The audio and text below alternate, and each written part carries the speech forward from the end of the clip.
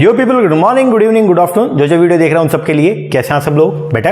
Okay, एक बार फिर से स्वागत है आप सबका हमारे नए लेक्चर में। गाइस, आज की क्लास के अंदर हम लोग जो है वो डिस्कस करेंगे हमारे 20 मेन क्वेश्चंस किसके। आज एक नई यूनिट हमने उठाई है जिसका नाम है लीगल एस्पेक्ट। लास्ट क्लास के अंदर हम लोगों ने जो है वो पढ़े थे हमारे इनकम टैक्स के हमने कुछ क्वेश्चंस को, ठीक है। तो अभी तक हम 2 लेक्चर हमने लगाए इनकम टैक्स के ऊपर, जिसमें हमने 20-40 क्वेश्चन इनकम टैक्स के जो है अभी तक हम कर चुके हैं। आज की क्लास के अंदर हम लोग 20 नए क्वेश्चन को डिस्कस करेंगे हमारे किसके, लीगल एस्पेक्ट के। ओके, हाँ जी। तो आइएगा बिना किसी देरी के हम लोग स्टार्ट करते हैं हमारा लीगल एस्पेक्ट का टॉपिक। आ जाओ जी जल्दी से। सबसे पहला क्वेश्चन आज का आ रहा है वो है ये, इन द ईयर 2002, बोला 2002 के अंदर कंपटीशन एक्ट जो है उसको एनेक्ट किया गया, रिप्लेसिंग कंपटीशन एक्ट जो आया तो उसको किसने रिप्लेस किया, मतलब कंपटीशन एक्ट ने किस एक्ट को रिप्लेस किया। देखो पहली बात तो ये बता दूं आपको, मैं कंपटीशन एक्ट आया 2002 में, लेकिन ये जो आपका एप्लीकेबल हुआ वो हुआ 1 सितंबर 2009 से। ये आपको ध्यान देना पड़ेगा। कंपटीशन एक्ट आया तो सन 2002 के अंदर, लेकिन आपका जो होल ऑफ इंडिया के ऊपर एप्लीकेबल हुआ वो 2009 से हुआ था, ठीक है। और जब ये आया तो इसने किस एक्ट को जो है वो मात दी, तो वो था आपका कौन सा, MRTP, monopolies and restrictive trade practices act 1969। इस एक्ट को रिपील किया गया और इसकी जगह पे जो है वो आ गया था कौन सा, आपका कंपटीशन एक्ट। चलो जी, नेक्स्ट क्वेश्चन आज का जो आ रहा है वो है ये, what is the minimum number of the member appointed by the central government in the CCI। अब ये ध्यान देना पड़ेगा भाई, CCI बोले तो competition commission of India, okay. हाँ जी, अब बोलता है कि minimum number of member CCI के अंदर कितने होंगे। देखो हम बोलते हैं CCI के अंदर एक तो चेयरमैन होगा, एक तो चेयरमैन है, और इसमें मिनिमम जो है वो होंगे 2 और मैक्सिमम नंबर ऑफ मेंबर जो है वो कितने होंगे, 6 होंगे। ये आपको ध्यान देना पड़ेगा। तो मिनिमम जो मेंबर होंगे वो कितने होंगे सर, मिनिमम मेंबर तो इसके अंदर जो है वो होंगे कितने, 2 और मैक्सिमम कितने होंगे, 6 मेंबर होंगे, ओके। एक तो चेयरमैन है, मिनिमम 2 मेंबर, मैक्सिमम 6। यहां से क्वेश्चन आ सकते हैं, थोड़ा ध्यान रखिएगा। चलो जी, तो बोलता है मिनिमम नंबर बताना था, तो कितने आपके, 2। चलो जी आगे, नेक्स्ट क्वेश्चन बोलता है what is the number of days, आपको बताना कितने नंबर ऑफ डेज के अंदर after giving notice to the CCI, जब आपने नोटिस दिया CCI को, enterprise can enter into a combination as per the competition act 2002। तो बोलता है कंपटीशन एक्ट 2002 के अंदर जो है तो कितने दिनों में जो है वो आपको नोटिस देना पड़ता है। आपको कितने दिनों के अंदर जो है number of days after giving notice, CCI जो है वो क्या देगा, आप एंटरप्राइज को जो है वो बोल देगा अलाउ करेगा या फिर डिसअलाउ करेगा, तो वो कितने दिनों में करता है। तो बेसिकली क्या होता है, सबसे पहले तो कंपनीज, 2 कंपनी अलग अलग जो आपस में मर्ज होना चाहती है, तो वो CCI को जो है वो पहले क्या करती है, एक एप्लीकेशन देती है कि जी हमारा मर्जर होना चाहिए। उसका टाइम पीरियड अगले क्वेश्चन के अंदर दिया हुआ है, ठीक है। वैसे बता ही देता हूं, उसका टाइम पीरियड है 30 दिन।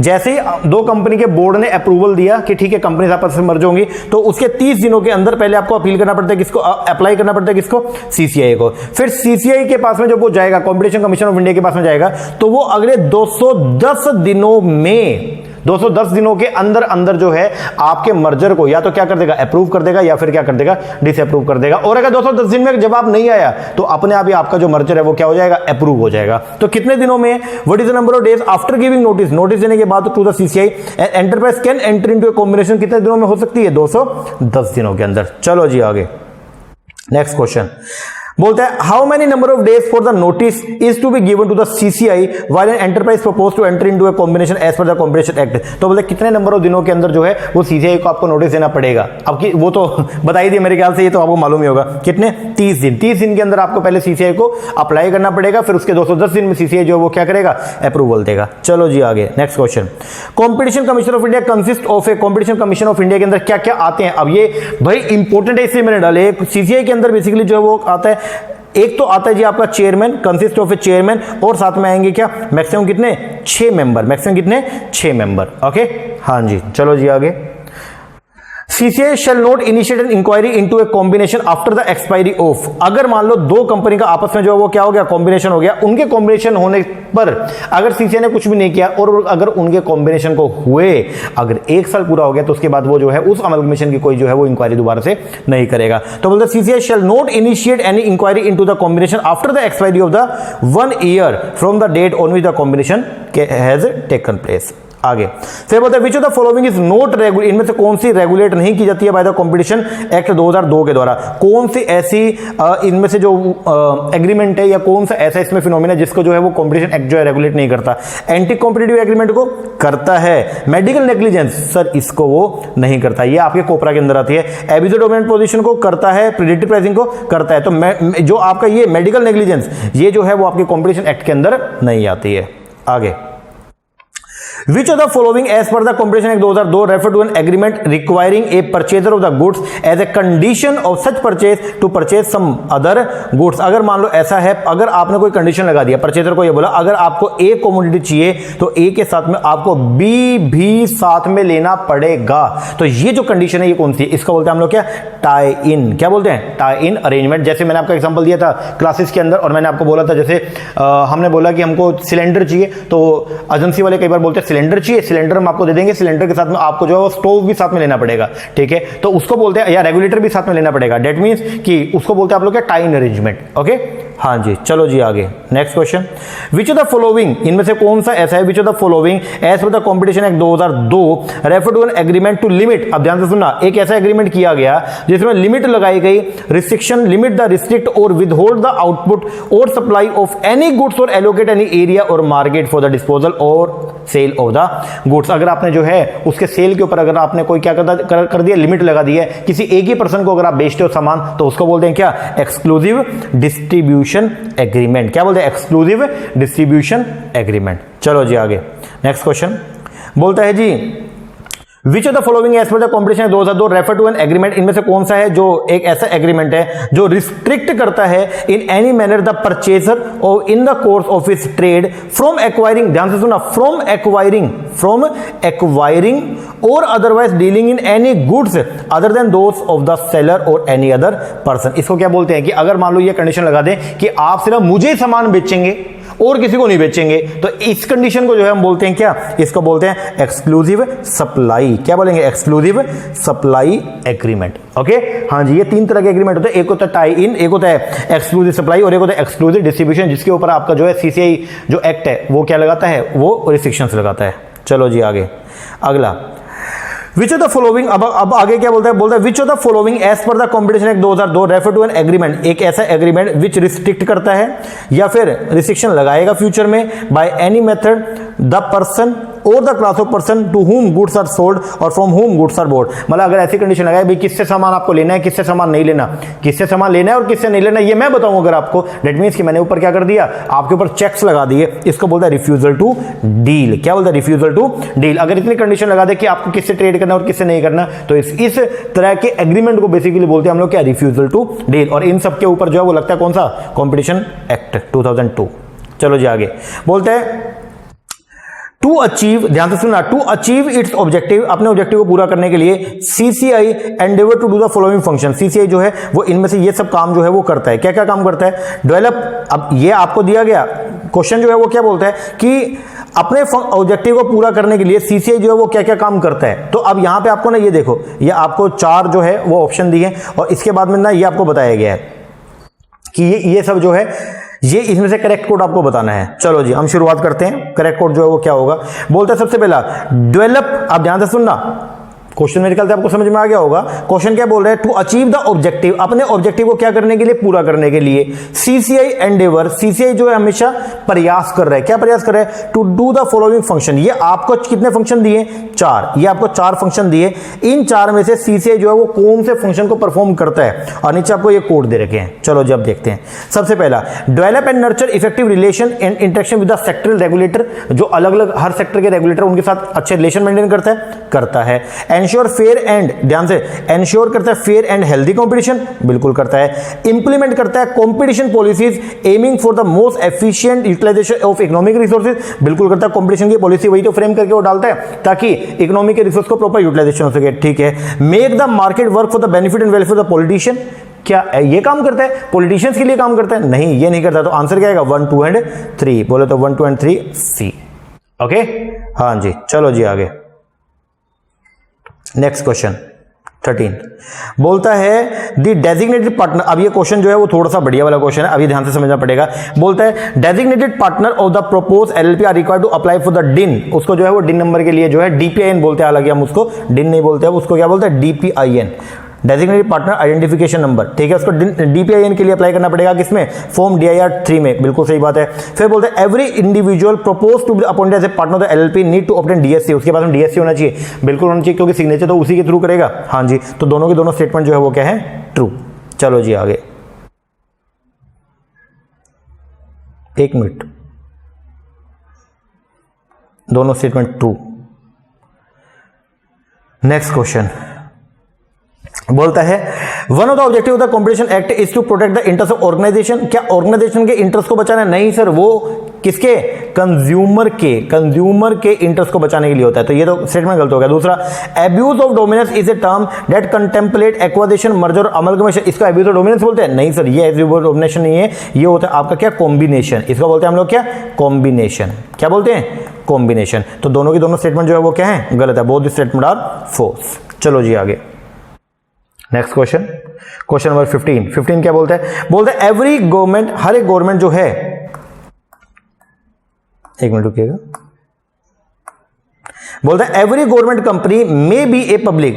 हर एक गवर्नमेंट कंपनी जो है वो क्या होती है? Public company. हर गवर्नमेंट कंपनी पब्लिक कंपनी है, but every public company need not be a government company. लेकिन हर पब्लिक कंपनी जो है उसका गवर्नमेंट कंपनी होना जो है वो कंपलसरी नहीं है। हाँ जी बिल्कुल सही बात है, जो भी गवर्नमेंट कंपनी है वो पब्लिक कंपनी होती है, लेकिन सारी पब्लिक कंपनी गवर्नमेंट कंपनी हो ऐसा जरूरी नहीं है, क्योंकि पब्लिक कंपनी में गवर्नमेंट की मेजोरिटी ओनरशिप होती है और गवर्नमेंट कंपनी में गवर्नमेंट कंपनी का 100% स्टेक होता है, ध्यान रखना पड़ेगा। ठीक है। दूसरा बोलता है public company government company same है? नहीं, वो सेम नहीं है। तो मतलब असर्शन तो क्या है? करेक्ट है, लेकिन रीजनिंग जो है क्या है? गलत है। तो आंसर क्या आएगा?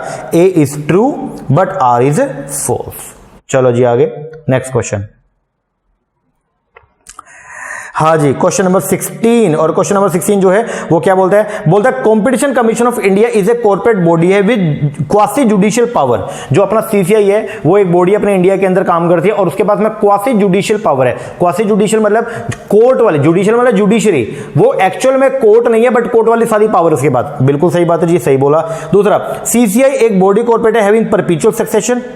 हाँ ये भी सही है, लेकिन एक बात आइएगा, क्या दोनों का कोई लिंक है क्या? ऊपर वाले में तो बोल रहा है सीसीआई जो है उसके पास क्वासी जुडिशियल पावर है, बिल्कुल सही बात है। दूसरे में बोल रहा है सीसीआई एक बॉडी कॉर्पोरेट है जिसका परपेचुअल सक्सेशन है।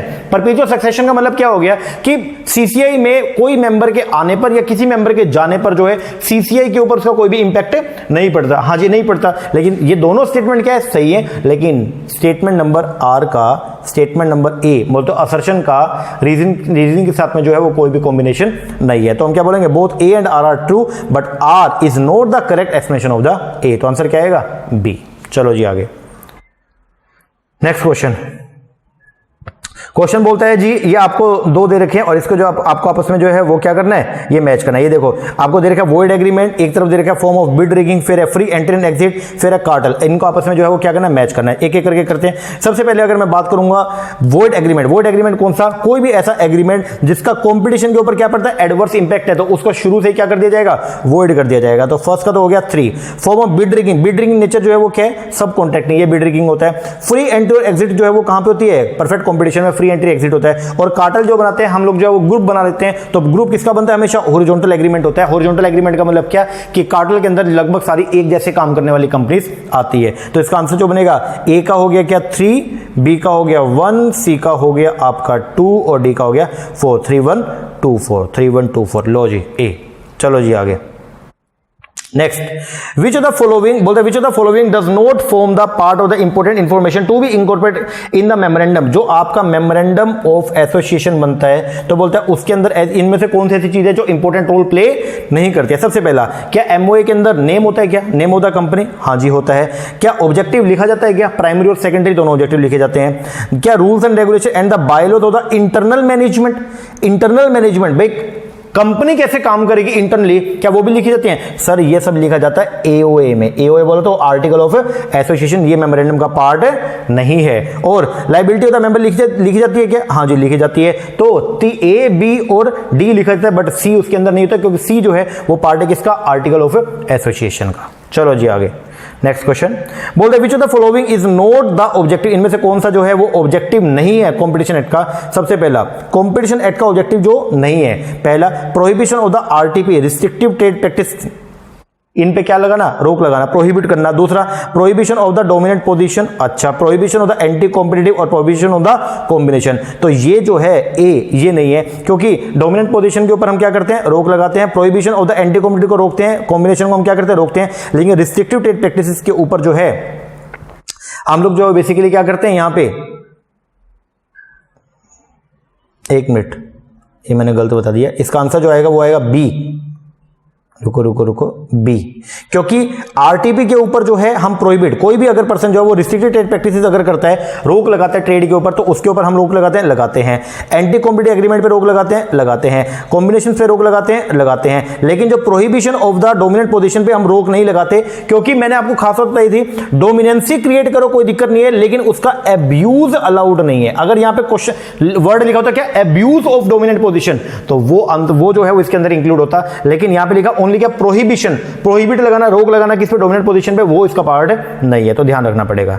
और आज का लास्ट क्वेश्चन जो आपका है होमवर्क, और होमवर्क जो है वो क्या है, the competition act 2002 seek to regulate, competition act 2002 जो है वो किसको रेगुलेट करता है, आपको बताना है। क्या वो एंटी कॉम्पिटिटिव को करता है, मर्जर अमलगमेशन को करता है, अनफेयर ट्रेड प्रैक्टिसेस को करता है, बोथ ए एंड बी को करता है, या एक ई मैं और बना दूं, ए बी सी इन तीनों को करता है। तो आपको जो है इसके अंदर जो है बताना पड़ेगा कि कॉम्पिटिशन एक्ट 2002 जो है वो किस किस को रेगुलेट करता है। ओके, हाँ जी, लो जी, ये हो गए हमारे आज के 20 क्वेश्चन। 19 तो हमने यहां पे सोल्व कर लिए और एक मिला आपको होमवर्क के तौर पे, तो आपको जो है इसके अंदर बताना है कि आपके अकॉर्डिंग इसका 20th का जो है वो आंसर क्या होना चाहिए। ओके, हाँ जी, और अपनी तैयारी खींच के रखो बढ़िया वाली, ठीक है ना, अपनी तैयारी में कोई कमी मत आने देना।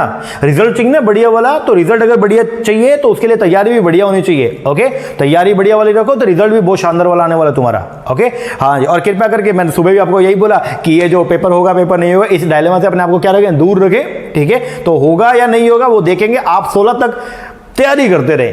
16 को पेपर हुआ तो बहुत बढ़िया, नहीं हुआ तो आगे आपको 7-8 दिन जो मिलेंगे उसमें तैयारी और भी अच्छी हो जाएगी। तो अभी बस आप ये लगाएं कि 16 को पेपर है, बस बात खत्म हो गया। ओके, हाँ जी सर, चलो ये हो गया जी हमारा आज का लेक्चर। जल्दी से इसको कीजिएगा, कल मिलेंगे हमारे नए 20 क्वेश्चंस के साथ में। तब तक के लिए थैंक यू वेरी मच। और ये जो क्वेश्चन मैंने आपको दिया है 20, इसका आपको जो है कमेंट करके जरूर बताना है कि आपके अकॉर्डिंग आंसर क्या है। ओके, हाँ जी, अगर आपने अभी तक हमारा चैनल सब्सक्राइब नहीं किया है तो प्लीज हमारा चैनल सब्सक्राइब कर दीजिएगा। जैसे मैं कल नई नोटिफिकेशन डालूं तो उसका नोटिफिकेशन आपको मिले, जैसे कहीं कल नई वीडियो डालूं तो उसका नोटिफिकेशन मिले आपको सबसे पहले, और आपकी तैयारी और भी बढ़िया। ओके, हाँ जी, चलो ये कीजिए, मिलते हैं नेक्स्ट सेक्शन में, तब तक के लिए थैंक यू वेरी मच।